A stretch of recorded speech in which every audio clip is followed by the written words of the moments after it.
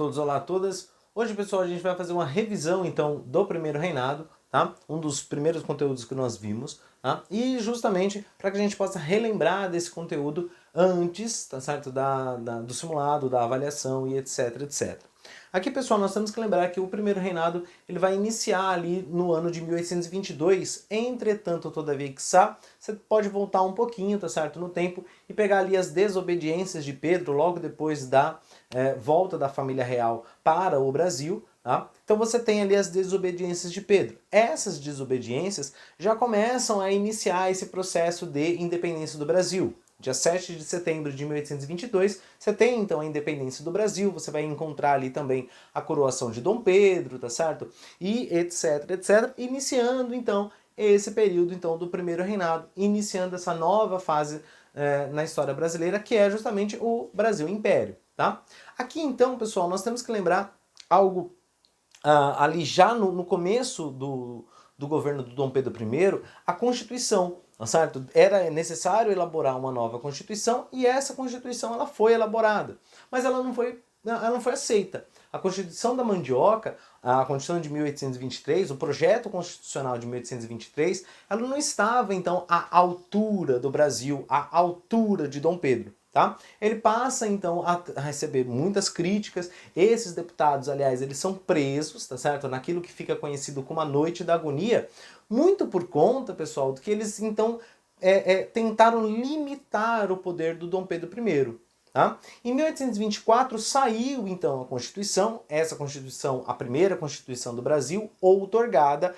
Vamos deixar bem claro, é uma cópia quase que fiel da de 1823, ou seja, tinha lá o seu voto censitário, tinha a manutenção da escravidão, tinha os privilégios dos latifundiários, né, da aristocracia rural. Porém, essa questão aí que você fala sobre a limitação do poder real, aí isso mudou, tá certo? Aí ficou um poder ilimitado. O Dom Pedro, então, ele tinha o poder moderador. Então, além do poder executivo, legislativo e judiciário, você tinha um quarto poder, que era o poder dele, tá certo? O poder moderador era de uso exclusivo do imperador. Tá? Então, basicamente, ele poderia, então, vetar qualquer tipo de lei de qualquer outro poder, tá bom? Tranquilo? Aqui a eleição, como eu já dita, tá certo? É uma eleição censitária em 2 estágios, tá bom? Tranquilo? Na parte econômica, pessoal, nossa, a parte econômica era foi desastroso. Até porque você não tem um carro-chefe, tá certo? Você não tem uma atividade econômica principal ainda, o café estava por se desenvolver, tá? E você tem um período muito conturbado, que é a ida da família real.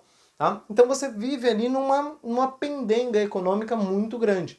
Essa crise econômica ela foi agravada por conta das guerras, por conta das revoltas. Então você tem 2 movimentos separatistas nesse exato momento, um que dá certo e um que dá errado. Tá? O que dá errado é a Constituição, a Confederação do Equador, tá? Onde as províncias nordestinas então se juntaram, se uniram para se separar do Brasil.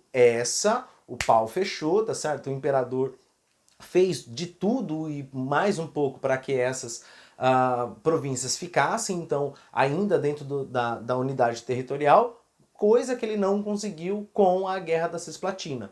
A Cisplatina, esse território da Cisplatina foi anexado ao Brasil pós-Congresso de Viena, tá? E aí, obviamente, tá certo? Eles não se sentiam brasileiros, eles não tinham a mesma cultura, não tinham o mesmo idioma e tal, e aí promoveram aí o seu processo de emancipação, que deu muito certo, a formação do Uruguai, tá? Tranquilo? Do ponto de vista da parte externa, pessoal, você também tem uma grande dificuldade do primeiro reinado, que era do reconhecimento da independência. Tá? Então a independência foi proclamada lá em 22, tá certo? Porém, Portugal só reconhece a nossa independência em 1824, 25, tá certo? 1825, com o pagamento da dívida. Tá? Com o pagamento da dívida não, desculpa, com o pagamento de uma indenização. Aí sim, após Portugal conceder essa liberdade, tá, ou reconhecer a nossa independência, aí países como a Inglaterra, por exemplo, voltam a comercializar com o Brasil. Um país que foge a essa regra é justamente os Estados Unidos. Dentro da doutrina Monroe, tá certo? A América para os americanos, etc, etc. Ele já tinha reconhecido a independência do Brasil antes mesmo de Portugal, tá? E isso também, essa política externa também vai afetar a economia. Tá? Então vários fatores aí acabam afetando a economia, que acabam afetando a política, que acabam afetando a própria insatisfação da população. Aliás, o primeiro reinado é uma instabilidade política tremenda, uma insatisfação tremenda, tá? Aquilo que a gente chama então de Partido Brasileiro, o Grupo Brasileiro, já vinha insatisfeito com Dom Pedro desde 1823. Tá? E essa insatisfação ela só vai crescendo, ela só vai crescendo, só vai crescendo. Aqui você vai encontrar episódios como, por exemplo, do assassinato do Líbero Badaró, que promove ainda mais essa insatisfação. Você vai encontrar aqui a morte de Dom João VI em Portugal, e aí há uma briga pelo trono anos depois, tá certo?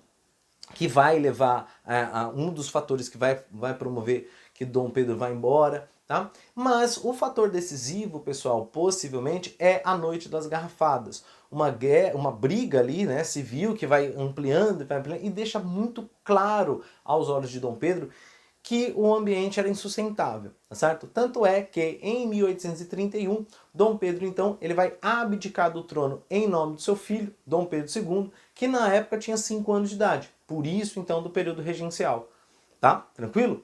Então, pessoal, bem rapidinho, só pra gente dar uma relembrada no conteúdo, tá?